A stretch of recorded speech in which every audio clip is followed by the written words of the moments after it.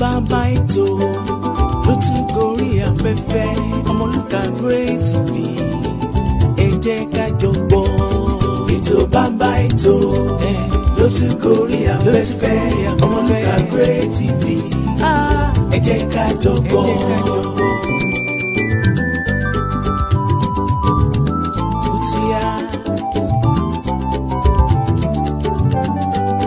Ètò tó ń kọ́ni lọ́gbọ́n àtòyé ẹ̀yin sọmọrí ìlú ẹ wá ń gan fìdílé ètò látẹnu ọmọ yín ọ̀rẹ́ yín Ọmọlúkà àpèdè máma pé ìtànà ó ti yá ẹ jẹ́ ká jọmọ ó yá. Ètò bàbá ètò ló sì gorí afẹ́fẹ́ Ọmọlúkà Great TV ẹ jẹ́ ká jọmọ. Kékun ilé kó lọ́rùn fún ẹni o. Informative program, educative program. Kẹ́ like, kẹ́ share, kẹ́ tún bá wa subscribe. Òmìnira ọmọ Yorùbá ló jẹ wá lógún ní tilé tóko. Ọmọlúkà Great TV ẹ jẹ́ ká jọ̀bọ̀ ó yá. Ètò bàbá ètò ló sì gorí afẹ́fẹ́ Ọmọlúkà Great TV ẹ jẹ́ ká jọ̀bọ̀. I love Yorùbá nation. Ilẹ̀ adúláwọ̀.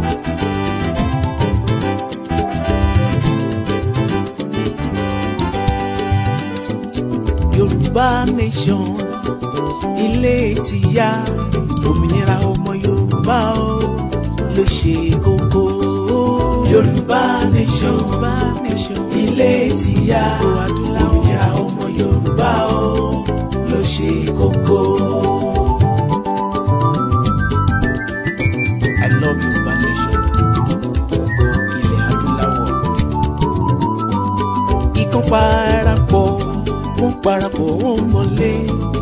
Èèrà parapọ̀, wọ́n parapọ̀, wọ́n má kìyàn. Ẹ jẹ́ ká parapọ̀, ká fi mọ̀ ṣọ̀kan. I stand for unity, ìṣọ̀kan lórí orílẹ̀-èdè wa.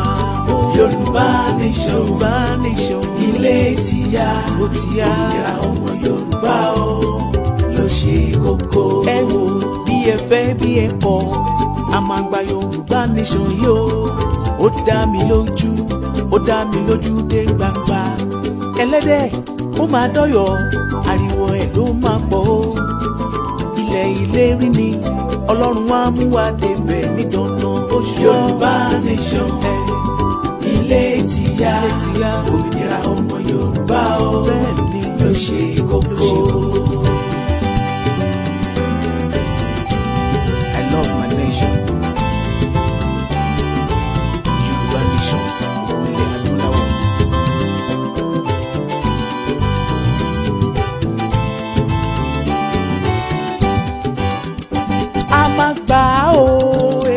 A máa gbà ó ó di dandan. Onílé kó lọ sọ fàlejò. A máa gbà ó di dandan. Kí àdán kó gbọ́ kó lọ rúgbó bẹ́ẹ̀. A máa gbà ó di dandan. Bí ẹ fẹ́ bí ẹ kọ̀ sẹ́. A máa gbà ó di dandan. Yorùbá nation ó máa dúró. A máa gbà ó di dandan. Láṣẹ Elédùmarè. A máa gbà ó di dandan. A máa gbà ó sọ sẹ́. A máa gbà ó di dandan.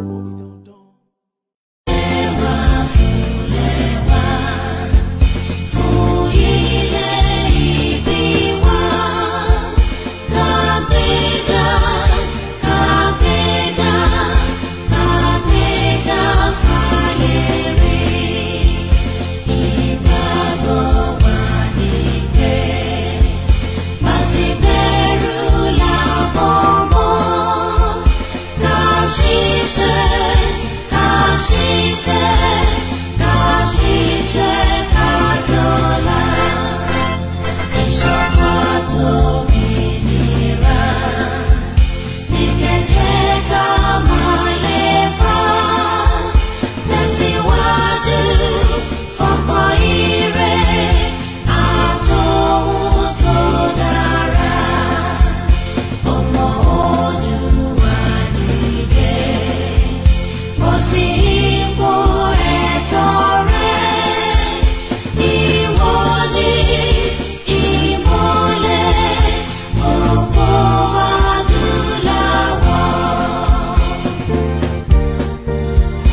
Massive Global kórè wọ̀lú o. Torí lóye.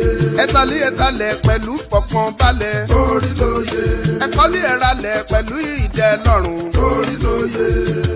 Torí lóye ọmọọba. Torí lóye. Massive Global Concept. Ilé-iṣẹ́ tó ṣe é fọkàn tán nípa ká bá ní ralẹ̀ tàbí talẹ̀ tàbí ká bá ní kọ́lé tàbí ralé. Ǹjẹ́ Massive Global Concept tí mò ń ṣe nìyẹn. Èyí tẹ́ ẹ bá wá fẹ́ ralẹ̀ bóyá 1 plot 2 plot 3 plot tàbí jù bẹ́ẹ̀ lọ. Ẹ̀yin tẹ́ ẹ bá tiẹ̀ wá ń wá ilẹ̀ tó tóbi bíi 1 acre tàbí jù bẹ́ẹ̀ lọ.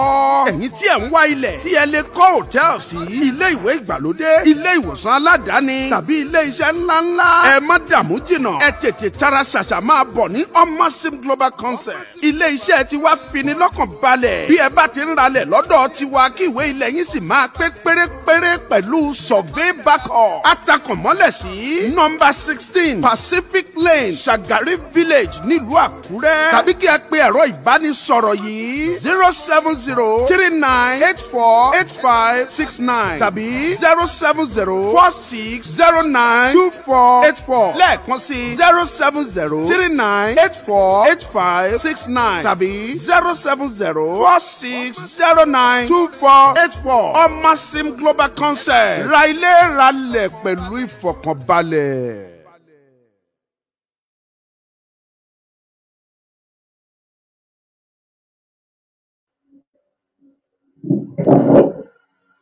Agolo máa dẹ́dí ẹgbẹ̀yìn o, agolo máa dẹ́dí ẹgbẹ̀yìn o, ìgbà ìyàtọ̀ kíkálukú lọ́mọ, agolo máa dẹ́dí ẹgbẹ̀yìn o.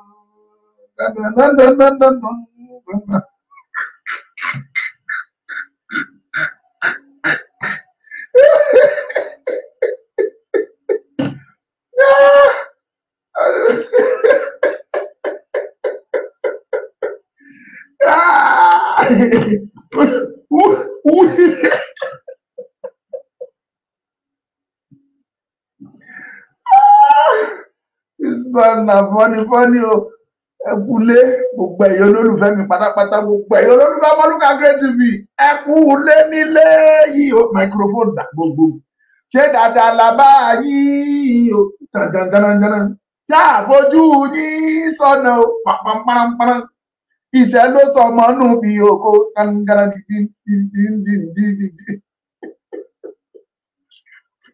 Màmí. Ẹ̀yin kẹ̀ bá fi ewé ṣúgà ẹ̀yin dà. Bọ́lájí Salami, you have a special gift with Ọmọlúkà. You are the first person that come up on this program.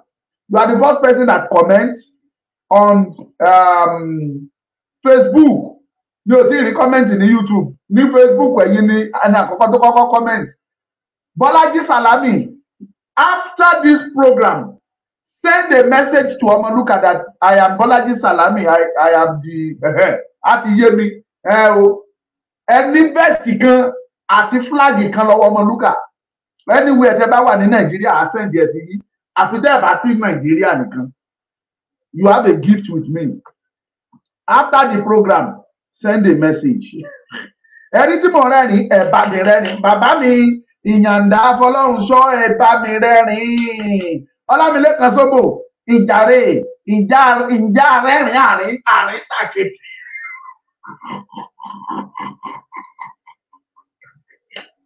Àwí fún wa tó àwọn àna ò gbà o. Tinubu fọwọ́ báyìí o, ẹ̀yin ilẹ̀ ò gbà o.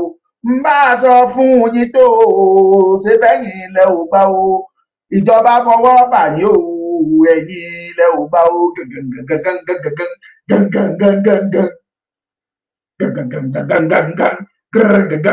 Marco, you are welcome.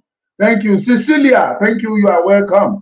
Ẹ káàbọ̀ sórí ètò. Ẹ pín ẹni gbé ẹ̀ka bá ti wò ní ẹ̀pín. Lọ́wọ́ tí mo wà yìí, mo máa ṣí yín létí padà ni. Màá wá máa mú àwọn díẹ̀díẹ̀ nínú àwọn àṣírí. Màá máa mú wọn. Ẹ gbọ́.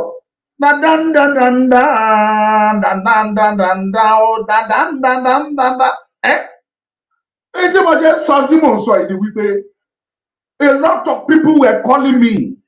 Ọmọlúkà ẹ wo tí gbòòrò sọ, ẹ wo bí ìlú ṣe le. Ṣé kìí ṣe wàhálà làwọn wọ ìmọ̀dé ẹ̀ tí ìwọ wàhálà? Ẹsẹ̀sẹ̀ ń gbòòrùn ẹ̀ ni. Ó ní bàtẹ́ bá gbòòrùn ẹ̀ dáadáa, ẹ̀ ṣẹ̀ wá wọnú ẹ̀, ẹ̀ ṣẹ̀ wá wẹ̀nú ẹ̀. Àwọn agbé yín jẹ pápátá. Ẹ tí ì mọ kíní kankan. Ìkàrẹ́ ní àrìmọ́rẹ́ oró. Abẹ́gbọ́n mi mú sọ ni. Ẹ ti mọ́rẹ́ oró. Yóò. Ẹ ti mọ́rẹ́ oró. Ìkàrẹ́ ló sọ bẹ́ẹ̀. Ẹ tí ì mọ kíní kankan ṣẹ̀ṣẹ̀ bẹ̀rẹ̀. Ojú yín á rí palaba. Ìdí ni wípé láti ìbẹ̀rẹ̀ láti sọ fún yín wípé presidency tẹ́yìn ọmọ Yorùbá pariwo kò lè sọ́ọ̀bù pírọ́blẹ́mù yín. Òótọ́ ló wo ọmọ Yorùbá pé kán di pírẹsidẹ́ǹtì kán sọ pé ọmọ Yorùbá náà ṣe é but mo sọ fún yín mo ní kì í ṣe tó yẹ kẹ́ ẹ pariwo fún leléyìí. This is not what you supposed to pariwo fún. Ẹni ká gbẹnu sọ̀hún. Ẹ bẹ̀rẹ̀ sí ní fi kú lé wa kiri. Ẹ bẹ̀rẹ̀ sí ní fa àìsàn lé wa kiri. Ẹ bẹ̀rẹ̀ sí ní gbẹ̀bọ̀n kiri ẹ̀ wá wá kiri. Orí ọ̀fẹ́ Ọlọ́run ọlá Ọlọ́run. Màá tú ọ̀rọ̀ fún yín lẹ́ni ẹ̀ tí ì mọ kankan sí. Ṣé mi? Òṣùkú yẹ pàgbàlégbà ẹ mọ̀ ní bá tó porí ẹ̀ nú bẹ́ẹ̀. Èdè ìlú mi ni mo sọ. Kò sí ikú tí ó pàgbà táwọn ní bá tó porí ẹ̀ níbẹ̀. Ẹ tí ì rí nǹkan kan. Tí n bá sọ ìgbà míì àdàbẹ́ ni pé bàbá yẹn kàn ń sọ̀rọ̀ ni ó kàn fẹ́ sọ̀rọ̀. Mi ò kàn ń ṣe bọ̀bọ́ yẹn fẹ́ sọ̀rọ̀. Níbi tí Ọlọ́run ràn wá lọ́wọ́ dé nínú ìrìn àjò lénìí. Àlówó kò sí ta ni o ṣùgbọ́n ibi ọ̀pọ̀ gáàtìá. Àgùdà ni wọ́n sọ ẹ̀jẹ̀ lábẹ́ Gẹ̀ẹ́sì. Ààyò gbọ́ ibi ò pa wá. Ọlọ́run fi ẹ̀yìn kan ó fi kẹ́ Ọmọlúkà tó jẹ́ pé bí n bá kanlẹ̀ fún yín kókókó mọ́mí ebi ń pọmọ yín. Kí n tó ṣẹ́jú àkáǹtì àti dún tótótó ẹ ti sọ pé Ọmọlúkà mọ́sà sọ pé ó kéré gbà á. A sọ fún yín ní ọjọ́ kẹsàn-án oṣù kìíní tí ìbá ṣe oṣù kìíní ọjọ́ kẹsàn-án oṣù kìíní nígbà tí election sáré kákáká mo padà pé mo ṣe prógámù kan jọ náà mo sọ fún yín mo ní ẹ pẹ̀lẹ́ ẹ̀yin ọmọ Yorùbá mo ní tá ẹ bá lọ gbé Jésù wá kó wá ṣe president Nàìjíríà ẹkúnlẹ̀ mọ̀ sùn kí Jésù yẹn kó jọ ọmọ Yorùbá kan bí nílẹ̀ Yorùbá kó dàgbà nílẹ̀ Yorùbá kí wọ́n wá ní kó ṣe president Nàìjíríà mo lè mọ̀ sunkún ni tí Buhari bá lọ ẹ̀yin tẹ́ ń wò mí tẹ́ ẹ dẹ̀ rántí tí mò ń sọ yìí ẹ bá mi kọ jáde nínú kọ́mẹ̀ntì pé Ọmọlúkà irọ́ ló pa àwọn kẹ́ ẹ prove ẹ̀ fún mi pé you said it truly kò sí májíìkì tẹ́ ẹ fẹ́ ṣe mo ní bẹ́ẹ̀ pé Jésù kẹ́ ẹ fi ṣe pírẹsidẹ́ǹtì ẹ máa sunkún náà ni.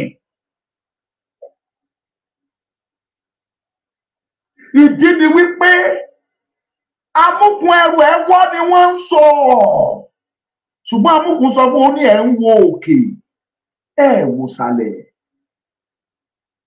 A sọ fún yín wípé ìpínlẹ̀ yìí ó wrong no ẹ̀yin èèyàn mi mo láwọn àṣírí tí màá tún fún yín lẹ́yìn o but listen to me attentively. Àwọn kan dìde nínú Nàìjíríà yìí wọ́n làwọn ò fẹ́ kí Nàìjíríà pín pé ká wà papọ̀ ṣùgbọ́n wọ́n sọ̀rọ̀ débi wípé wọ́n ní ẹ jọ̀ọ́ constitution tá a lò ẹ yí ojú ẹ̀ padà ẹ jẹ́ ká ṣe constitution mi give room for new fresh constitution. You know I told you there is difference between constitution amendment or constitutional conference for fresh constitution. Ìyàtọ̀ wà nínú méjèèjì ṣùgbọ́n constitution tẹ́ ẹ ní 1999 tí àwọn sójà àti bìrìtìkó tí wọ́n kọ fún yín pé ẹgbàá ẹ máa lò ó that constitution yẹn làwọn èèyàn yín sọ pé àwọn amend àtúrà àwọn máa lè ọmọ Yorùbá tí wọ́n tó ń fún lówó tó tún bá wọn support the amendment of that constitution. Ibẹ̀ láti ráwọn ojúlówó ọmọ Yorùbá kan tí wọ́n dìde tí wọ́n sọ pé this constitution is evil. It can never let us progress. Gbogbo fídíò ẹ̀ majority yìí lẹ wò. Mi ò mórúkọ senator tó.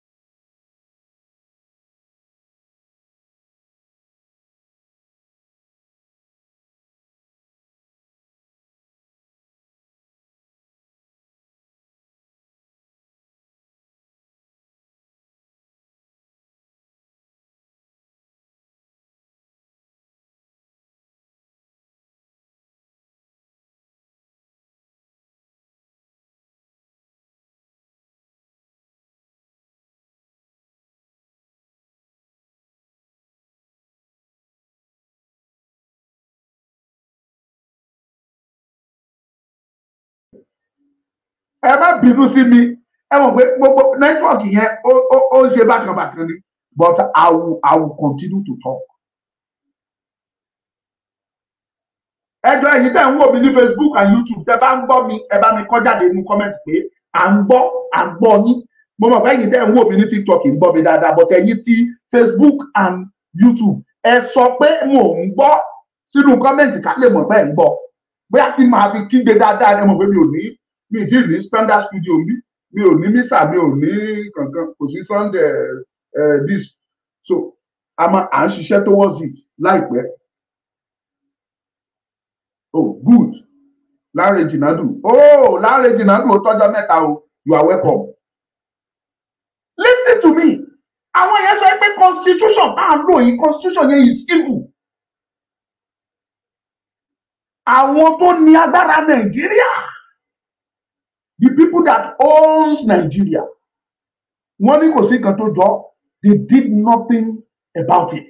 Tó bá jẹ́ pé wọ́n fẹ́ peace lóòótọ́, tó bá jẹ́ pé wọ́n fẹ́ existence tájọ ní, tó bá jẹ́ pé wọ́n fẹ́ kó máa exist lọ, kó máa tẹ̀síwájú ni, why can't they call for constitution ilẹ̀ ní kò dá ẹ jẹ́ ká tún mí kan, let us call for constitutional conference.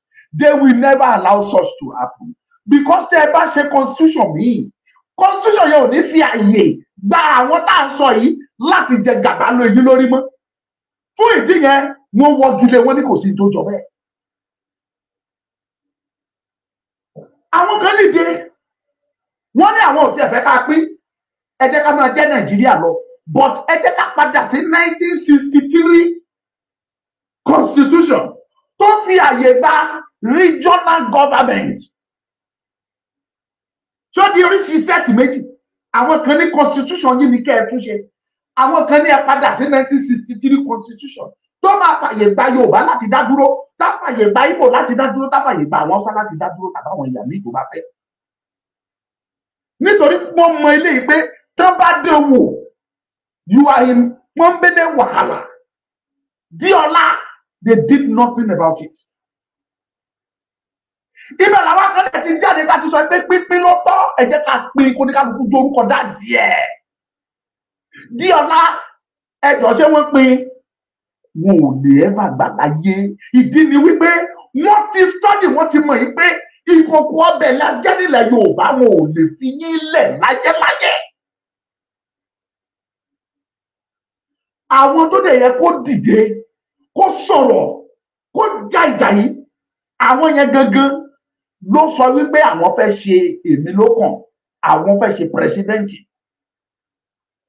Ẹ̀yin tó dẹ̀ yẹ kí iye yín sọjí, kẹ́ ẹ ronú ìgbé òkè, let's do this, let's put things in place, in order, kó tó di pé ọ̀rọ̀ presidency àwáyé. Ẹ̀yin yẹn gangan lẹ ń rí àwa gẹ́gẹ́ bí ìkà, ẹ̀yin lẹ ń rí wa bí èèyàn burúkú, ẹ̀yin lẹ rí wa bí ẹni tó yẹ kán yìnbọn pa. Okay, nígbà kó tó di pé lẹ́sàn-án wáyé aṣọ fún yẹn, ẹ jẹ́ kán tiẹ̀, why tẹ́ ẹ ṣe instead tẹ́ fi sunkún presidency, ẹ ṣe jẹ́ kán tún constitution yìí ṣe. Ẹ ṣe jẹ́ kán tiẹ̀ padà sí 1963 constitution tó sọ nípa ẹ̀, kò sí èyí tẹ́ ẹ ṣe nínú ẹ̀. Ẹ jẹ́ àpín ẹni we are secessionists ẹ fún wa lórúkọ tá a dì. mo wá jáde mo sọ fún yín mo ní things will continue to be hard. ilé tó ti fẹ́ dàwó tí wọ́n á ní kẹ́ ẹ̀ máa fi gbígbé dúró àṣẹ̀yìnwá àṣẹ̀yìnbọ̀ kí ló máa ṣe á dàwó náà. ẹnìkan mi àti ẹ sọ̀rọ̀ lẹ́yìn o a sọ̀rọ̀ dé level kan ẹ pín program ẹ̀yìn tẹ́ ń wò mí ní Facebook.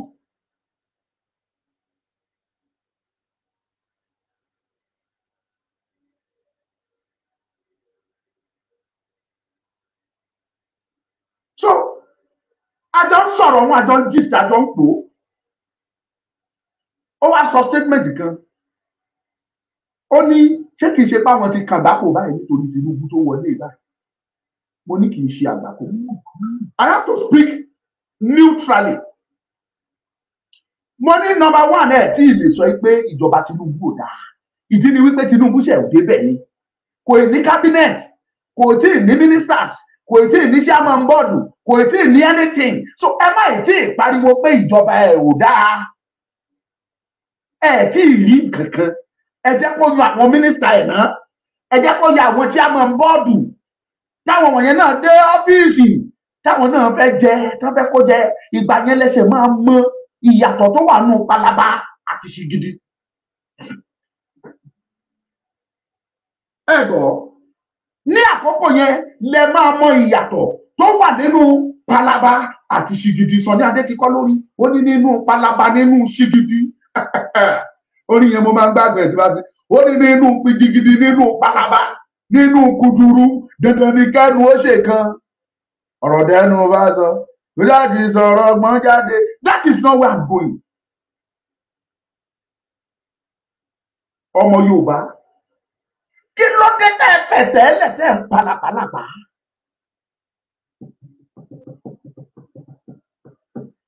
kí ló dé tẹ́ pẹ̀tẹ́lẹ̀ tẹ́ ń palapalapa. Tinubu ò ń ṣèyàn burúkú ṣùgbọ́n kò lè ṣe Nàìjíríà. lọ́dọ̀ mi ó lè jẹ́ èèyàn burúkú lọ́dọ̀ tiẹ̀ o ẹ mọ̀ pé mi ń dìfẹ́ǹdì ẹ̀ mo máa ń sọ̀rọ̀ Tinubu mi ò dìfẹ́ǹdì Tinubu nítorí pé ẹ̀rù ń bà mí ká má bàa pa mí mi ò dìfẹ́ǹdì Tinubu torí bóyá ó fẹ́ lówó tó fẹ́ fún mi kò mọ kò lómi ẹ mọ̀ mí mi ò dìfẹ́ǹdì Tinubu torí pé mo rí pé ó ń ṣòótọ́ rárá Tinubu láyé ara ẹ̀ is a good person ṣùgbọ́n kò sí bó ṣe gúdù tó kò lè dáa tó Jésù pẹ̀lú gbogbo rẹ́kọ̀dù tá a ní nílẹ̀ nípa Jésù Kristi. Tinubu ò mọ́ tó kò dáa tó kò ṣe mímọ́ tó kò dẹ̀ súnmọ́ Ọlọ́run tó. ṣùgbọ́n èmi fi ń garanti yín ni pé tí Nàìjíríà bá ń kọ̀tínú pẹ̀lú constitution tó ń lò pẹ̀lú system tó ń lò pẹ̀lú bí gbogbo nǹkan ṣe ń lọ tẹ́ ẹ bá gbé Jésù Kristi wá kóru Nàìjíríà ẹ sunkún àtúnfẹ́ ẹ̀kú ni. ó garanti yín ni. mi ò rí kọ́mẹ̀ntì yín o ẹ̀yin tẹ́ ń wò mí ní Facebook mi ò rí kọ́mẹ̀ntì yín mọ́ àwọn YouTube nìkan ló kọ́mẹ̀ntì sí o. ẹ rí kankan ẹ ṣẹ̀ṣẹ̀ bẹ̀rẹ̀ ẹ sì fi Tinubu lẹ̀ ó ṣẹ̀ bẹ̀rẹ̀ ìjọba ni ẹ ti lè complain pé lulẹ̀ o èló náà pé wọ́n ní 720 naira àwọn kan ní 620 630 àwọn kan lẹ́kọ̀ọ́ ní 600 580 ẹ ti lè complain Tinubu ò tí ì bẹ̀rẹ̀ ìjọba kò lóṣù méjì kí ló ń kàn yín lójú tẹ́ tí ń ké pé ìlú wo ló le. ìlú ò tí ì le o kò sí mínísítà o kò sí mínísítà tó ń sáré sí bó fẹ́ kó nǹkan jẹ kò tí ì sí o kò sí chairman board o tó fẹ́ sọ pé kémi náà ṣáà rí tèmi ṣe kò tí ì sí wọn yẹn o ṣe mọ̀ pé tí common people ìdá máa ń sọ nìyẹn á ní láyé Tinubu yìí kí n ṣáà rí tèmi ṣe ìyà ìbá jẹ́ fọ́dún mẹ́jọ kò ṣáà rí tiẹ̀ ṣe àwọn ìran ẹ ìbá máa kú kí ìyá máa pa wọ́n kò ṣáà rí tiẹ̀ ṣe n tell everybody sọ nìyẹn ẹ má ìdí kígbe Tinubu o. brother mi lóògùn state ní Ọ̀tà ó kọjá ní oníṣègùn páwọn ti ṣìrìn bá bíbá ẹ tí ìrìn o ẹ ṣìrìn ní ẹ tẹ ṣìrìn rárá ẹ ṣe sùúrù fún Tinubu náà ó ṣe bẹ̀rẹ̀ ìjọba ni at least ẹ jẹ́ kó lóṣù bíi 3 4 5 kẹsẹ̀ tó bẹ̀rẹ̀ sí ní complain èèyàn sì débẹ̀ pé ìpóṣù méjì ẹ ti pariwo ìjọba ilé o ó ṣe o ó mú lulẹ̀ ẹ sólò ṣùgbọ́n wá gbọ́ ẹ jẹ́ kí n sọ àwọn nǹkan kan fún yín o, àwọn àṣírí tí màá já yín sí. Yàtọ̀ sí pé Tinubu fúnra rẹ̀ ò lè gẹ́tì ara ẹ̀ níjọba tó fẹ́ ṣe yìí, ìdí méjì kan gbòógì tí Tinubu ṣe máa fẹ́ o máa sọ fún yín.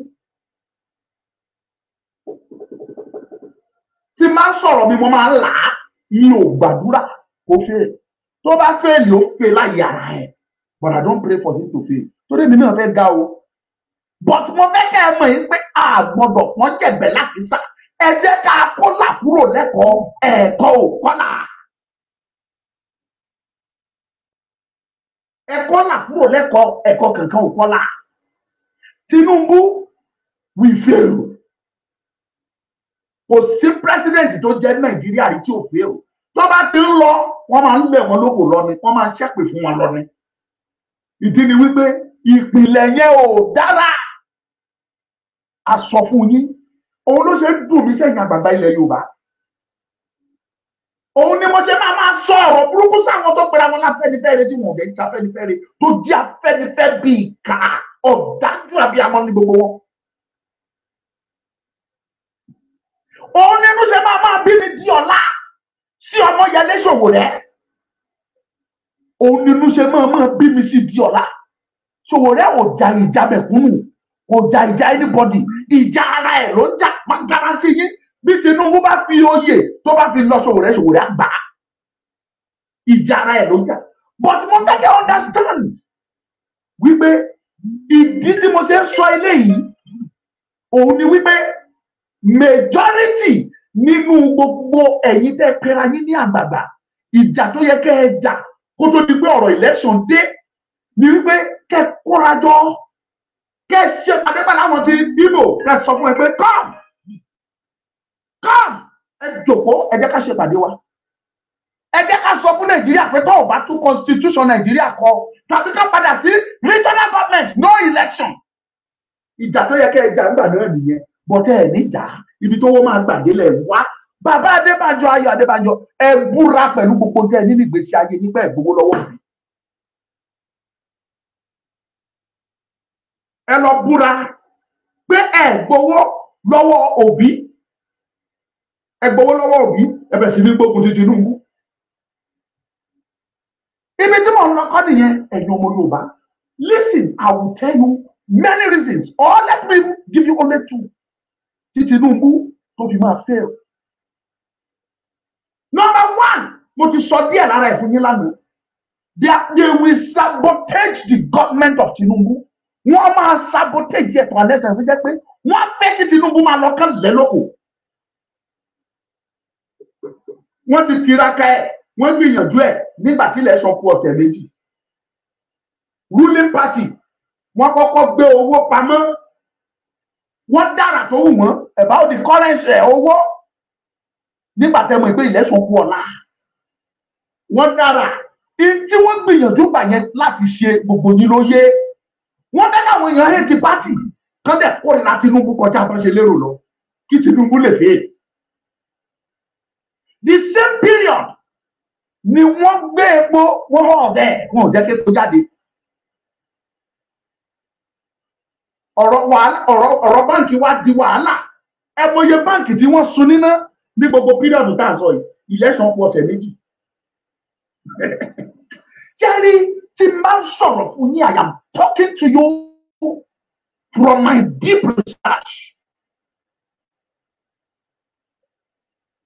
Dr. Raymond from TikTok, mo understand yín bàbá mi.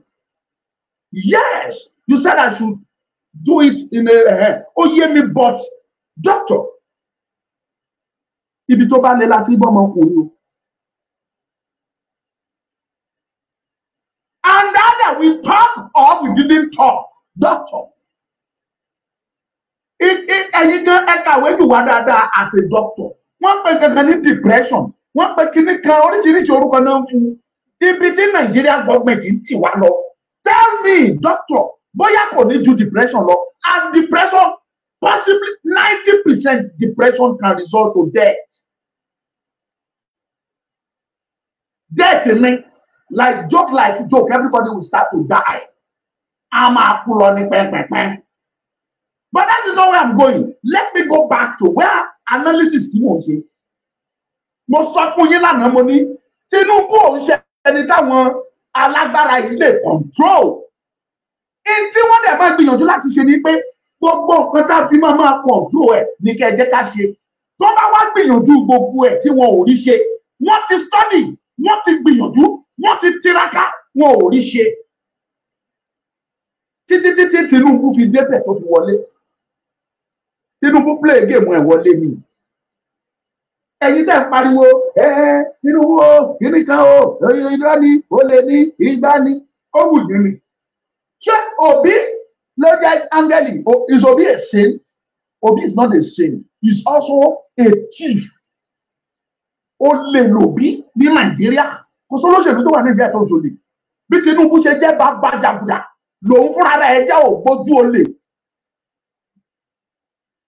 Tí Àtíkù dẹ̀ jẹ́ bàbá sàlẹ̀ tó jẹ́ patron àwọn olè. Wọ́n ti flagi ẹ bá mi máa pín ẹ máa pín ẹ máa láìkí ẹ má jẹ́ kí rí wa flag. Mo ti rọ́wọ́ wọn náà. Listen, ṣé ara wọn ará bí? Wọ́n ti study bó ṣe ń lọ. Wọ́n ti rí wípé ẹni kò sí nǹkan tá a lè ṣe. But ìta lè ṣe báyìí òun ní nǹkan báyìí. Ọ̀nà méjì náà dúró sí fún Tinubu. Yàtọ̀ sí pé Tinubu mo sọ fẹ́ nìkan mo ní tí Tinubu tó bá kan sílẹ̀ on neutral ground. Ó lè tiraka díẹ̀. A kàn tiraka, a kàn gbìyànjú ni kò ìyànjú ẹ̀ tí mo dẹ̀ ń sọ mo ti yànnà náà fún yín. Ìyẹn ni pé káwọn ọmọ Yorùbá káwọn náà tọ́ juicy appointment káwọn náà tọ́ wò lẹ́yìn bíi 20 years ago tírú ẹ̀ ti ṣẹlẹ̀. Ìyànjú tí Tinubu lè gbà fún yín nìyẹn. So ṣùgbọ́n àwọn pípù yìí wọ́n ti jókòó wọ́n ti study. Wọ́n ti rí bí nǹkan ṣe ń lọ. Akíndélé Adébíkẹ́ you listen farabalẹ̀ kẹ́ gbọ́n tá à ń sọ. Ẹ mọ̀ bóyá ọ̀rọ̀ Yorùbá nation mo sọ ọ̀rọ̀. Wọ́n ti wá wò pé kí ni káwọn ṣe. Ọ̀nà méjì náà wá dúró sí de bọ̀dá. De dábì wa Tinubu. Number one, wọ́n dúró sí kóòtù dé. Ṣèbọn ti gbé wọlé. Wọ́n á wá ṣiṣẹ́ wọn sọ pé kóòtù ló yọ. They can do that. So bá wá tún study pé torí pé ibẹ̀ yẹn tún lè mú wàhálà dání. The next thing tán lè ṣe ni pé láàárín ọdún kan sọ́dún ọdún kan àbọ̀ àbọ̀dún mẹ́ta ọdún méjì tí Tinubu bá máa lò lórí àléfà. Ẹ lọ́kọ̀ ọ̀rọ̀ mi sílẹ̀. Wọ́n máa gbó ìjọba ẹ̀. Ẹ rí oríṣiríṣi wàhálà tábẹ̀ sí ní ṣẹlẹ̀. Different kind of palava. Wọ́n ò dẹ̀ nílé stress ibi tó ti wá. Ọmọ iná làárọ̀ tí ná. Those people are very wọ́n mọ burúkú. Wọ́n mọ tán máa ṣe. Ọmọ Yorùbá náà tún máa lo against Tinubu fúnra rẹ̀. Ẹ lọ kọ ọ̀rọ̀ mi sílẹ̀.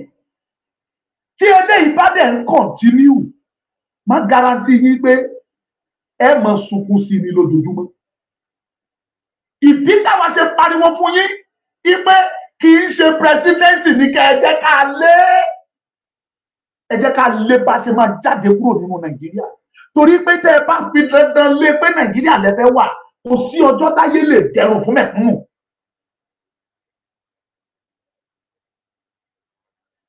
Tẹ́ ẹ bá fi dandan lé pé Nàìjíríà lẹ fẹ́ jókòó sí, kò sí ọjọ́ náà tẹ́ ẹ̀ ní máa ráhùn, tẹ́ ẹ̀ ní máa kàn. Ẹ máa complain ní. Ó lé ó nira o. Ìdí ẹ̀ máa sọ nìyẹn. Ní àná, mo ra epo 5,000 naira kò pé 10 litres. Inú bí mi lánàá, wọ́n tẹ epo 5,000 yẹn fún mi. Ẹni yẹn tà fún mi ní 550 naira. Yesterday, mo wá bínú sí pé ṣe bí 500 náà tún pé èwo lẹ tún gbé sí 550 sí báyìí kò ní Ọlọ́run. Mo wá ra epo yẹn lánàá yẹn 5,000. Mo wá dà sínú generator mi. Generator yẹn báwo ti gbẹ. Bá ṣe ń ṣètò lọ báyìí orí ọ̀fẹ́ Ọlọ́run la máa bẹ̀ kí generator yẹn kó má kú. That was yesterday. Àná yìí nígbà tó máa di èní petrol ti di 680 naira láwọn petrol station kan. ní àwọn petrol station kan wọ́n tà ní 700 tẹ́mi ṣe rà ní 550 ní àná tínú ń bí mi ọ̀rọ̀ mi ò yé ní ẹ̀ ń ké ó lé tẹ́ bá rántí prógrámù kan tí mo ṣe sẹ́yìn mo sọ fún yín mo ní ǹjẹ́ ẹ tiẹ̀ láì dí àwọn iye tán ta ìrẹsì ẹni àwọn rice is 40,000 48,000 máa guarantee yẹn lọ kọ̀rọ̀ mi sílẹ̀ as at today ẹ̀yin tẹ́ ẹ sì ń ra foreign rice tẹ́ ẹ sì ń ríra tàbí local ẹ sì ríra níbi 30 something sí 40 ẹ lọ kọ sílẹ̀ in the next 2 months máa bẹ̀ tiẹ̀ pẹ̀lú yín rice á wọ 60,000. In the next 2 months rice á wọ 60,000 naira tó bá máa sọ máa guarantee yín kí Tinubu tó kúrò lórí oyè ẹ ra rice ní 100,000 naira per bag kì í ṣe ìpè. You know here, it's not an èpè kí ní iṣẹ́ ẹ̀yẹ yẹn mi. Ẹ gbà gbé tóótó ni mò ń sọ. Mánàmáná ni mò ń sọ ẹ gbà bẹ́ẹ̀ but gbìyànjú listen and bring out something from what I'm saying. Ẹ máa ra ráìsì ẹ rà ní 100,000 níbi tó lọ. Èló ní taxi ní ìgboro Àkúrẹ́ tí mò ń gbé 100 naira báyìí is 200 naira kódà tí ní bábà ìbò ti fẹ́ di 300 naira per drop ibi ìṣíbí 100 300 onímọ́tò ti páàkì mọ́tò sílé. I was just mo ń tẹ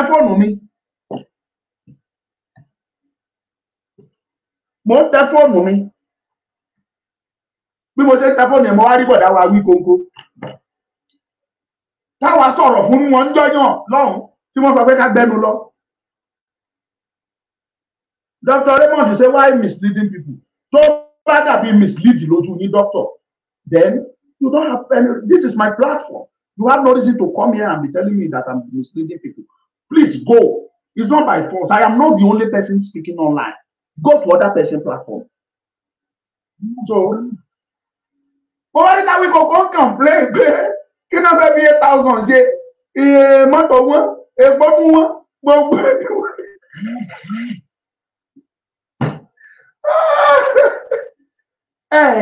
ṣe rí géèmù tó wà lẹ̀ kò yé yín ni bọ̀ lójú yín mà yẹn àwa la kórìíra Tinubu.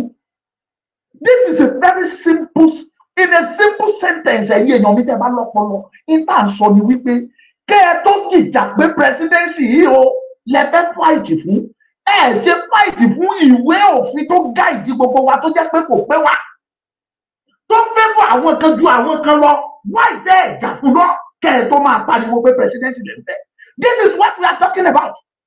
Tí ẹ̀yin kan tọpọlọ yóò gbé torí yín tó jẹ́ pé yẹ̀pẹ̀ lásán ló wà tẹ̀tẹ̀ ẹ̀rọ mi pé this is what these people are saying. Kẹ́ jókòó comfortably wípé kí ni àwọn ẹni ń sọ. Kẹ́ tọ́tọ́ kì í ẹ má jẹ́ wá jẹ́ ká pín ṣùgbọ́n jẹ́ kí Yorùbá dúró on their own kọ́ máa dájọba wọn ṣe ṣùgbọ́n kọ́ máa mú returns lọ Àbújá káwa dẹ̀ máa ní gbogbo owó tá à ń pa ń bí tá à ń kó lọ Àbújá yẹn kó má sí yẹn mọ́ kẹ́ ẹ tiẹ̀ gbé yẹ̀wò. After all your son ọmọ yín Yorùbá ó ti wà ní presidency kò yẹ kó o kígbe náà bọ̀dá mi àwí gbogbo you shouldn't cry small boy.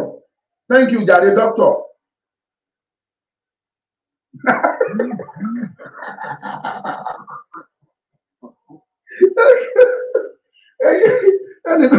Anybody that doctor need another doctor attention. Doctor wọn lẹ ní di doctor ẹ lọ tọ́jú ara yín.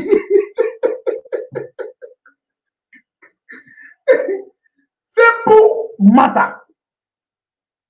Èmi sọ yìí pé kí Yorùbá jáde pátápátá ká kúrò ní Nàìjíríà which is the best or let me say that is the only way only option. Ọmọdé yẹn bá sọ yìí pé Yorùbá tó jọba ara wọn ṣe agbọ́dọ̀ kúrò ní Nàìjíríà. Bàbá Akíntóyè fi ìpínlẹ̀ yẹn lélẹ̀ fún wa ó ní the only solution the only way out is total self-determination for Yoruba people. Tó bá jẹ́ pé ẹ lọ́pọlọ ní ẹ jókòó ẹ ronú pé kí ló bí ọ̀rọ̀ pé Yorùbá fẹ́ jáde. Ok, ẹ ṣe jẹ́ ká rè bí eléyìí. Ẹ jà fún àwọn tó pera wọn láfẹ́nifẹ́re, àwọn afẹ́nifẹ́re, àwọn ìka ènìyàn, ọ̀dájú abiyamọ tó ti ta ọjọ́ ọ̀la, tó ti ta ìran ọmọ Yorùbá. Ẹ̀yin ọmọ Yorùbá fara yín adé sọ fún yẹn jí ẹ̀kọ́ ẹ̀gbọ́. Nàìjíríà, ẹ̀yin tẹ́ ẹ tó mi bí lọ́mọ tẹ́ ẹ jẹ́ Nàìjíríà látọjọ́ tẹ́ ẹ ti jẹ́ Nàìjíríà bọ̀. Jáde síta kó o sọ kinní kan tó jẹ́ àǹfààní tí Nàìjíríà ṣe nínú ayé ẹ kó o sọ fún mi. Ọ̀pọ̀lọpọ̀ nínú yín pẹ̀lú ìnira, pẹ̀lú ìyà, pẹ̀lú ìpọ́njú lẹ fi kàwé. Nígbà tẹ́ kàwé yẹn tó ń gan iṣẹ́ ọ̀tún sí. Nígbà tó rí iṣẹ́ òun gan owó òtún tó. Ìṣẹ́ pọ̀, ìṣẹ́ ń gbé yàpọ̀ ni. Tó o mọ̀ pé wọ́n bí ẹ before 1960 or even after 1960 tẹ́ ti tó rú mi tàbí tẹ́ tó mi bí tàbí tẹ́ tó bàbá fún mi. Mo béèrè lọ́wọ́ ẹ, mo ń challenge ẹni. Nǹkan kan tó lè tọ́ka sí pé this is the impact of Nigeria in my life. Jáde kó sọ. Nigeria has nothing to offer you. Nigeria ò ní kankan tán lè fún ẹ. Ẹkún lẹ́ẹ̀mọ̀ sun àfi tẹ́ bá jẹ́ kí Yorùbá kó jáde pátápátá kúrò nínú Nigeria. That is the only solution for ọmọ Yorùbá. Mi ì mọ̀ tẹ̀yà ní tí Yorùbá bá lọ tó bá wú Ìgbò àti Haúsá àti Fúlàní kan jọ máa ṣe papọ̀. Ìnákúwáná bá lè jìyà kò kan yé. But mo ń sọ fún yín ní categorically wípé Nigeria has nothing to offer you. Some of you níbi tí ayé yìí bàjẹ́ dé gan. Ẹ̀yin náà gbọ́dọ̀ bíbí o. Look at this doctor. Tá à ń sọ̀rọ̀ ń sìn. Nínú yín were in Nigeria. Ó jìṣẹ́ jìyà. Ìyá ẹ lọ ní oko. Ó lọ ṣe iṣẹ́. Bàbá ẹ wọ ní oko. Ó lọ ṣe iṣẹ́. Ó ṣalágbàro. Wọ́n jọ fowó dá owó papọ̀. Wọ́n tọ́ ẹ. Ó lọ yunifásitì. Ó jáde. You now have the privilege of being a lecturer. One lecture in university, you have lectured for more than 20 years. You cannot proud of a plot of land. Oh, lè fọwọ́ gbáyà yìí pé mo ní ilẹ̀ síbi débi tó ti fẹ́ kọ́. Ó wá wò sùsùsù pé kí ni kó o ṣe gan Nàìjíríà yóò yí sí. Ìwọ̀nba tán san fún ẹ ló fi ń bọ́ra ẹ tó tiraka tó fi níyàwó tó fi ṣègbéyàwó tó gbéyàwó ẹ sílẹ̀ o tó ti bímọ o ti bímọ kìíní o ti bí kejì o ti bí kẹta. Kìíní yẹn tún dáadáa owó jẹ́ ń fún mọ́mì jẹ́ ni mọ́mì náà ń rẹ̀ dé mọ́. Ìkíní dé ìkejì dé ìkẹta dé. Ìmí ìjẹ ìkẹrin ìkarùn-ún. Ìwọ̀nba tó dẹ̀ rí yẹn òfin tọ́jú wọn òun mẹ̀ntẹ́ni wọn wọ́n á lọ skul wọ́n á jẹun wọ́n á ṣe ìyàwó náà ò já nírìn gbogbo òun náà ń lọ́jọ́ ajáde níwọ̀nba kó wá tọ́. Àwa di pé kó máa garùn kó máa wò bóyá ó máa yọ bí ó máa yọ bí. At the end of the day you decided to japa. Ó wá japa ó struggle ó gba lóònù àti lápò àti ti báǹkì àti ti gbàgbọ́lé láńdà ó jọ́pọ̀ ó fi ṣe visa ó japa ó lọ Amẹ́ríkà ó lọ Canada tàbí UK. Ìwọ irú ẹ̀yẹn wá débẹ̀. Ó wá nírú bí gọ́ọ̀mẹ̀ntì wọ́n ṣe rí. Compare that government with what is going on in Nigeria. Compare the mineral resources they have in that country with what you have in your own land. Tí irú ẹ̀yẹn bá sì ń support pé kí Yorùbá wà nínú Nàìjíríà, á jẹ́ pé iyẹ̀pẹ̀ dust ló wà lórí ẹ̀ kì í ṣe ọpọlọ. Irú ni ló ti á jẹ́ pé irú ẹ̀yẹn ẹ̀yin lẹ̀ ń kó àwọn ọmọ ṣìnà ní yunifásitì táwọn ọmọ òfin mọ̀wé mọ́. Tó o bá wà ní Nàìjíríà, either you are a medical doctor, you are a lecturer, you are a nurse, you are this, you are that. O wá ní privilege. Ó japa. Ìyá tèmi japa. But it's a pity. Màmá ò pẹ́ dáadáa tó fi dágbére kọ́lọ́n kò tẹ̀lẹ̀ fún mọ́dà mi. Mo mọ ìyá tí mo bí tó bí mi. Tí ìyá mi bá wà láyé, iwájú ló máa wà nínú ìjàngbara Yorùbá nation ni. Mo lè búra ẹ̀ mo lè fọwọ́ ẹ̀ sọ̀yà. Tó bá jẹ́ pé ìyá tó bí mi tó bá wà láyé ni, mo búra fún yín ni. Iwájú ni ìyá mi máa wà tó bá yẹ kó wà ní ilé alààyè yìí ni. Ìyá mi, my mother was assistant head teacher nígbà tó resign tó sá kúrò Nàìjíríà tó sá gba Amẹ́ríkà tó sá gba Canada tiẹ̀ lọ. A ní ẹni tó ti ń nàgà tó ti ń wo professorship, kódà professor tó ti di professor ní Nàìjíríà tó sì ń jápa sá lọ sórílẹ̀-èdè mi ní Nàìjíríà ò rọrùn, mò ń lọ as a professor. Ọdún oṣù àparí, you cannot proud of 1 million naira as your salary in a system. Tí àwọn kan tí ò sí tí wọ́n ṣe tí wọ́n kẹsẹ̀ léra bí eléyìí tí wọ́n control tí wọ́n pàṣẹ pé this 10 million naira is for my dog. Ẹbí bá oúnjẹ táwọn àtajà yẹn máa jẹ o 10 million naira is for a week yo. A week ní kí tó bá ti tán within a week ẹ má wá sọ́dọ̀ mi o 10 million naira oúnjẹ ajá lásán for a week, and you call yourself a professor. You have served in every way. You have tried up every capacity, every best of yours to serve that country you call your own. At the end of the month, you cannot say, I have 500,000 naira in my account as a professor. Irú ẹ̀ wá Japan, ó gba ọ̀nà UK lọ, ó gba ọ̀nà America lọ, tàbí Canada, tàbí Brazil, tàbí Germany, tàbí Japan, tàbí China. Ó wá débẹ̀, ìwọ náà sì bá wọn promote pé Nigeria is one. Nigeria must not fail. Nigeria is the best. A jẹ́ pé yẹ̀pẹ̀ lásán ló kú orí. Ìyá àti bàbá àti wọ́n fúnra ẹ̀ òfowó jóná láyé ẹ̀.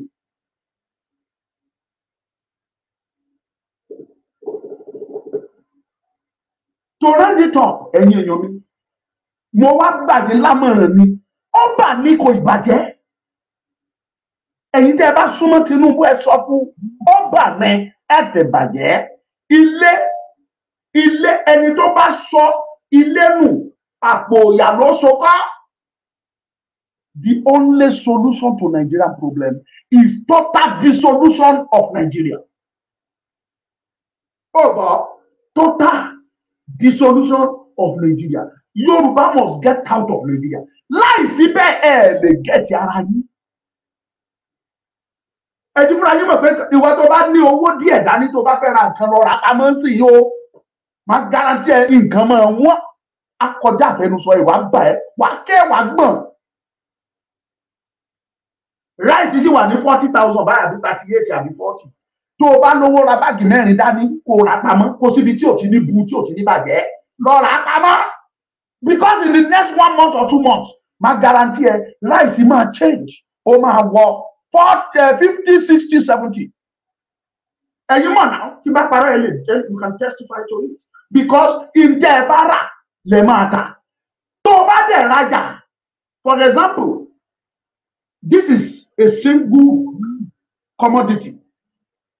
Ọjà tó wà lọ́wọ́ mi, ibi tí mo ti lọ rà á, mo rà ní 10,000 naira.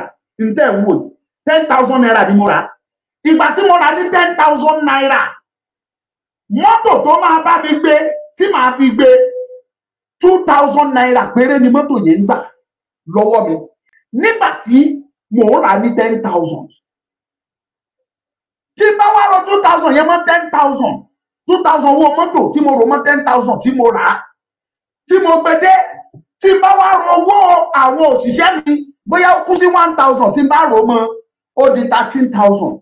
Màá wá jókòó pé gbogbo cost of production kìíní is 13,000 naira. Èló wá ní géèdì tèmi máa fi lé. Màá wá rò pé jẹ́ kí n fi 10% lé or 20% or possibly ó yẹ kí n lè jèrè 20% lórí ẹ̀. Tí bá máa fi èrè 20% yẹn lé 20% of 13,000 that is 1,003 plus 1,003 that is 2,600. Tí bá rò 2,600 tí bá rò mọ́ 13,000 that is 15,600. Bó ṣe rí nìyẹn o ẹ̀yin tẹ́ ń wò mí ẹ̀yin olópọlọ pípé olóríire ọmọ Yorùbá tẹ́ ń rí mi wò 15,600. Now mo wá fẹ́ padà ń sìn ìgbà tí mo rà ní 10,000 yẹn epo is 200 naira. Àrẹ́gbọ́ kò tiẹ̀ pé 200 is 189 lépo but kásá sọ pé 200 naira. nígbà tí mo ra ní 10,000 nísìnyí mo wá padà lọ mo fẹ́ ra the same thing mo wá débẹ̀. Number one, the production of that same product the cost of production níbi tó ti ṣe yẹn á ti change because àwọn tó fi ṣe gbogbo ẹ̀ máa change ó máa níbẹ̀. So instead of 10,000 mo wá ríra ní 13,000 naira. Mo wá pọ̀ ní mọ́tò tó fẹ́ bá mi gbé mọ́tò tó bá mi ń gbé tẹ́lẹ̀ tó ń gba 2,000 ó wá yarí pé ó ti wọ́n pé wo lè gba 2,000 mọ̀ pé 5,000 ló máa gbà 5,000 plus 13,000 that is 18,000 tó máa gbé lọ́dọ̀ mi bí nígbà gbé débí àwọn òṣìṣẹ́ gbogbo ẹ̀ tí wọ́n náà yàtọ̀ gbogbo ẹ̀ nígbà máa rò pọ̀ ó di 20,000 naira. In tó bá 13,000 tó bá dé ọwọ́ mi ní last month ó wá di mọ́ǹtì ó wá bá 20,000 ní ọwọ́ mi. Ẹ jọ̀ọ́ mo bi yín gbogbo ẹ̀yin tẹ́ ń wo fídíò mi lọ́wọ́lọ́wọ́ ẹ kọ jáde ṣé màá sì lè ta ní 15,600 tí mò ń ta tẹ́lẹ̀ in tó bá 20,000 lọ́wọ́ mi ṣé màá expect kí n tún ta fún yín ní 15,600. No, mo bá kẹ́nìkan kọ jáde fún mi nínú comment kí lè mọ̀ pé ẹ̀ ń gbọ́ mi yé dáadáa. In tí mo ra ń gbà yẹn pẹ̀lú analysis àlàyé mi ṣé mo sì lè ta ní 15,600 torí màá jẹ́ kó yẹ pé kò bá 15,600 nìkan dọ́wọ́ mi 20,000 ló bá dọ́wọ́ mi so tí bá máa wò ṣe fún ẹ tí bá máa ta fún ẹ mo lè ta fún ẹ ní 22,000 naira láti orí 15,600 sí 22,000 naira. Do you see the reason tí kan ṣe máa wọ́n bẹ́ẹ̀ fẹ́ bẹ́ẹ̀ kọ́ àwọn ẹ̀ẹ́dẹ̀kẹ́ ẹ̀ mọ̀ pariwo náà ni ẹ pariwo ni ẹ tí ìwà rí kankan ṣé wá rí ibi tó worst sí jáde ìwà Tinubu àwọn dákún wá yàn pẹ̀lú ara ẹ̀ nínú ìjọba àwọn tó ti ṣorí burúkú ti pẹ́ ni tó jẹ́ pé kò kàn wọ́n ọ̀sán ìbá àdòru kò kàn yé wọn kọ̀sán dòru kò kàn wọ́n. You now see the reason tí gbogbo nǹkan ṣe máa wọ́n bẹ́ẹ̀ fẹ́ bẹ́ẹ̀ kọ̀ kódà bẹ́ẹ̀ bá lọ rà á tẹ́ ẹ sì ń ríra ní 13,000 tí mo pè yẹn gangan onímọ́tò ò ní bá yín gbé láyé ní 2,000 tó gbé tẹ́lẹ̀ oye tẹ́ ẹ bá àtowó mọ́tò àtowó tẹ́ ẹ fi ra ẹrù gbogbo ẹ̀ lẹ́ máa ṣírò papọ̀ tẹ́ ẹ fi máa cost ẹ̀ oye tó bá dé di value kẹ́ ẹ tó lè dábàá pé fẹ́ fi èrè báyìí lé lórí. ńgbà oye tẹ́ ẹ dẹ̀ tí ń rà tẹ́tẹ̀ bá ti change ó di dandan kí nǹkan yín kí gbogbo ẹ̀ wọ́n sì yá wọ́n so ẹ máa retí ráìsì ẹ̀wà gbogbo ẹ̀ ó máa wọ́n sí reality ni mo sọ fún yín ẹ tí ì rí kankan ìyẹn ṣẹ̀ṣẹ̀ bẹ̀rẹ̀ bọ́dẹ̀ ṣe affect àwọn tí mò ń sọ yìí ó máa affect school gbogbo ẹ̀yin tẹ́ ọmọ yín sí private school ẹ máa retí ẹ̀yin tẹ́ ń san 20,000 lówó school ọmọ yín tẹ́lẹ̀ máa expect in the next time ṣé mo fẹ́ tọ́ time láwà báyìí next time tó bá san 20,000 báyìí next time máa retí 40,000 naira because everything will change. Expenses in school fúnra rẹ̀ àwọn sí ó máa kan ìwọ fúnra ẹ̀ torí ẹni tó ní school òun náà ò ní fẹ́ ṣọ́ọ̀tì afẹ́jèrè akàn ẹ̀ wà á ké tó o bá kì í jẹ rẹ̀ sí ẹ mọ̀ pé rẹ̀ sí lèmi fi ń ṣe example Kazumi kò kí ẹ̀ kì í jẹ rẹ̀ sí all lọ́mọ ń ṣùkúrú wà lọ́mọ sí school either university or private secondary school or private primary or nursery school wà á ní wọn síbẹ̀ bọ́ọ̀dẹ̀ lọ́mọ síbẹ̀ mọ́ you have something tí wàá fẹ́ ṣe tó ń ṣe ní 10,000 naira tẹ́lẹ̀ tí ìyàtọ̀ adé bá because it's going to touch everything. Reason tí o ṣe tí ìwà effective ni pé majority nǹkan tá a ṣe ń ríra ń sìn ni wípé ó ti wà ńlẹ̀ tẹ́lẹ̀ so àwọn èèyàn ò fi taratara gbé owó lé tó bẹ́ẹ̀ jù bẹ́ẹ̀ lọ ó ti wà wọ́n ti ṣètò ẹ̀ sílẹ̀ so tí wọ́n bá fowó díẹ̀ lé wọ́n á kàn máa tà ní báyìí dáàbò bá máa ta àwọn ọjà kan nílẹ̀ tí wọ́n bá máa tà tán tí wọ́n bá máa sọ pé kán ṣe ọjà míì kán produce míì tàbí kán lọ ọ̀dà fún míì tírélà tó lọ ń kẹ́rù wá tó ń gba 100,000 tẹ́lẹ̀ don't be surprised tó bá sọ wọ́n sì pé my money is 200,000 ṣé ẹ ti rí rísì tó fi máa pọn everybody kò sí ẹni tí ò ní kàn kí ni kan dẹ̀ wà tí mo fẹ́ kẹ́ note lọ́rọ̀ Nàìjíríà tí nǹkan bá ti lè lọ sókè ní Nàìjíríà tí ó máa ń lọlẹ̀ ẹ tún dá mi lóhùn mo fẹ́ tún gbọ́ yín nínú comment mo fẹ́ gbọ́ yín nínú comment tí nǹkan bá ti lè wọ́n tó lọ òkè ní Nàìjíríà tó máa ń padà sílẹ̀ ẹ̀sọ́ eléyìí sọ̀rọ̀ this one no be matter of you know na oge if something go up for Naija e dey come down back kì í padà wálẹ̀ o tó bá ti lè lọ sókè ó lọ sókè nìyẹn màá mi bùn mi wà mo ti retí yín látàárọ̀ God will bless you thank you are welcome àwọn màá mi nínú TikTok nìyẹn anytime tí n bá gbọ́ bẹ̀ gbọ́n mo ti rí màá mi wọ́n ti dé ọkàn mi máa ń balẹ̀ ni so tí n bá ṣe analysis mi ẹ mọ̀ yìí pé nítorí ti yín nítorí tèmi ni mo ṣe ń sọ̀rọ̀ mi ìkórìíra ẹnikẹ́ni mi ìdẹ̀ sọ̀rọ̀ láti lè dá ìbẹ̀rù sí yín lọ́kàn it is what is happening in tó ń ṣẹlẹ̀ ní. ṣé bó mo sọ fún yín mo rẹ̀ pọ̀ ní 550 lánàá ó dè ní wọn ló di 700 the same place tí mo ti rà kànáà ó di 700 lẹ́nu imagine no ẹ gbé yẹ̀wò ẹ fi inú àtọpọlọ pípé ẹ fi gbé àtọpọlọ gbogbo tí mò ń sọ fún yín ni wípé kò sí bí ẹni yẹn ṣe dáa tó kò sí bó ṣe mímọ́ tó kò sí bó ṣe láàánú tó kò sí bó ṣe jèèyàn Ọlọ́run tó tó bá wá pòun ṣe pírẹsidẹǹtì Nàìjíríà ẹ máa lẹ̀ lóko lọ ni mo sọ fẹ́ nìkan lẹ́nu wọn ní tí Tinubu Buhari tó ṣẹ̀ṣẹ̀ lọ tí Buhari tó bá dárìn tó bá pàdé ẹ̀ kó dárìn ẹ lọ bí akẹ́wọ̀n sóbi eré ọba ti dé Buhari ni akànfò mọ́ ni tó bá gbà mú báyìí ó máa gbé yín lé ní eyín tó gbélé yẹn ó máa bù jẹ tí ò bá jẹ́ tán kó kan egungun kò ní fi Buhari lẹ̀ o tàbí kó tiẹ̀ kó sọ ọrùn ẹ̀ kó wò pé Buhari ni lóòótọ́ Buhari ni akànfò mọ́ ni wàm ìwọ ló fẹ́ bá yé mi jẹ́ ìwọ ló bá yé mi jẹ́ kó kàn mú ọrùn ẹ̀ kó dẹ̀ yẹn pín á ó yanjú ẹ̀ nìyẹn a ní mo ti bá ẹ̀ pa èmi náà mo rẹ́dí àti kú ṣùgbọ́n eléyìí ó bá yéjọ́ dẹ̀ dísàbùkù kú that is bí gbogbo àwọn tẹ́ ẹ ní sẹ́yìn bọ́rọ̀ wọn ṣe rí nìyẹn that is why tó ṣe lè dárìn ẹ wo president America Barack Obama ó free from one country to another ó ń rìn ibi táwọn èèyàn bá tò sí abá wọn tò sí bẹ́ẹ̀ abá wọn ṣeré abá wọn sọ̀rọ̀ ó free torí pé kí ni kò bá yé jẹ́ the president ìtẹ́yìn ní Nàìjíríà látọjọ́ tẹ́ ẹ ti ń tẹ́ Nàìjíríà bọ̀ kò sí èyí tó kúrò lórí oyè tí òun ṣe ìpìlẹ̀ fi ń sìn wíwárà kì í ṣẹ̀bi wọn ìpìlẹ̀ ni ò dáa ìpìlẹ̀ yẹn ló yẹ kẹ́yìn àgbààgbà dẹ̀ jà sí pé ẹja tún ìpìlẹ̀ ṣe ẹ̀kọ́ kàkà bẹ́ẹ̀ Obi kéréré ń tẹ Obi Obi ojú yín dẹ̀ ti já sí i àbójú yín ò já àwa sọ fún yín wípé this is the way out the way out is not the presidency cannot solve our problem ṣe bẹ́ẹ̀ ti dìbò ó ti wọlé ọpẹ́ Ọlọ́run ẹ má kígbe pé bí ń pa yẹn má kígbe pé yà ń dára àdúgbò dáàdi wá ṣẹ̀ṣẹ̀ bẹ̀rẹ̀ ni ó ṣẹ̀ṣẹ̀ bẹ̀rẹ̀ ni kò tí ì lóṣù méjì péré ó ṣẹ̀ṣẹ̀ bẹ̀rẹ̀ ni kò tí ì lóṣù méjì ètí póṣù méjì àgbọ̀ kò tí ì lóṣù méjì péré so ó yẹ kẹ́ ó yẹ kẹ́ máa sọ pé rárá ẹ má ti complain má kùnà no complain ni o.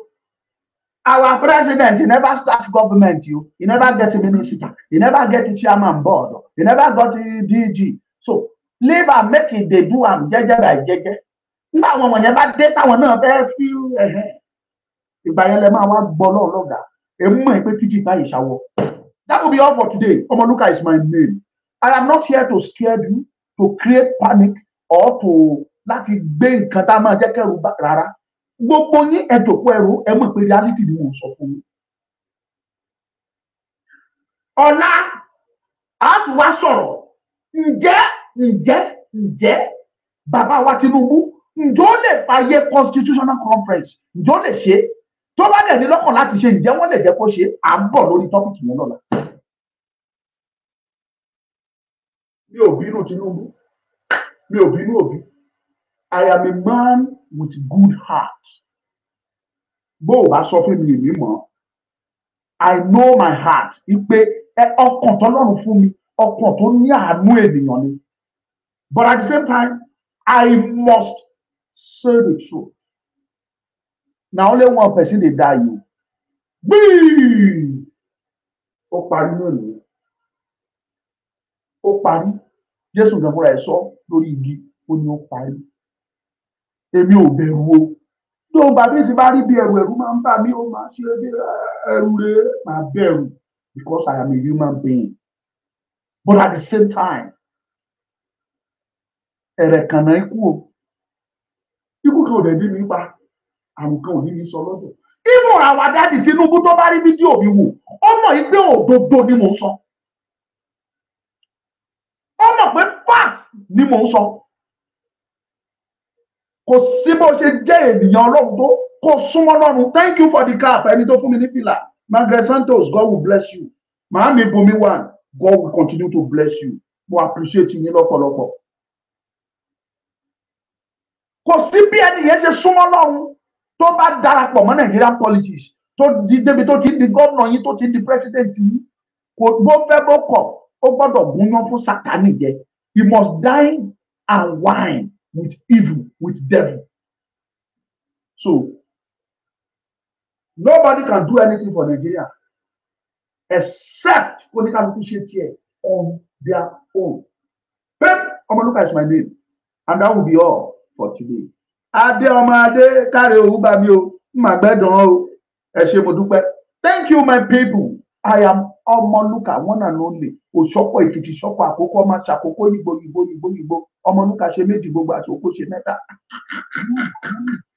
Ọmọ ògìdá òkun mọ gàrà yára jẹ bí olóko ọmọ òkòrókòrò olókun sá ọmọ akọyán bàtà máa mú kàrà abalẹ o. Ó máa ṣẹ́gun máa máa bú kàrà arúgbó. Thank you, that will be all for today. Ẹ̀yin fans mi ní YouTube, TikTok, ẹ bá mi like program kẹ́dẹ̀ share.